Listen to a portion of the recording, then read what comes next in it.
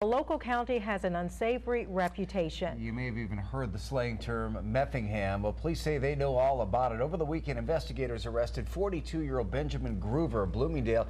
He's now facing a variety of charges, including manufacturing and possession of methamphetamine. News 3's Meredith Lay joins us now for tonight's Crime and Safety Report. And Meredith, neighbors have to be concerned. What do they have to say about this? Well, they certainly are worried and frustrated. They say that they're tired of these kinds of crimes happening in their communities.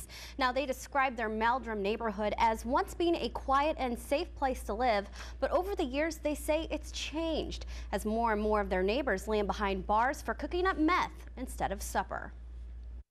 I have two kids that are in middle school, and they catch the bus right at the corner across from where all this happened, so it's pretty scary. Renee Gaines is in shock after learning that the man just a few houses up is now behind bars for running a methamphetamine lab in her neighborhood. Now she's looking for a new place to live. I don't really want to be in this neighborhood anymore.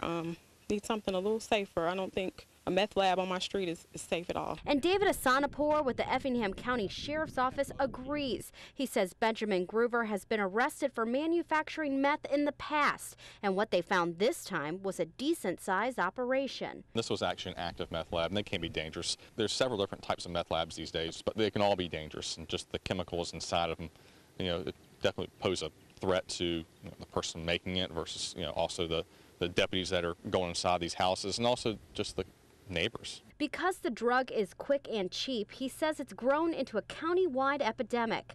There's crime everywhere. It's not just in Effingham. There's meth in other counties as well. We've adopted that name of Effingham County. But like I said, this kind of stuff is everywhere. We just let the public know about it. And it's something the sheriff's office is fighting every day. We have, an investigator with our drug team, and his main job is he tracks the pseudoephedrine logs at the drugstores. If we see a pattern on somebody that's buying large amounts of pseudoephedrine, it's against the law. We'll go ahead and look into it, and then we go from there, and a lot of times that leads us to these meth labs. The Sheriff's Department says they can't do it alone. They need citizens to help fight drugs in the county. They say you should get to know your neighbors, and if you see something suspicious, report it, because it's always better to be safe than sorry.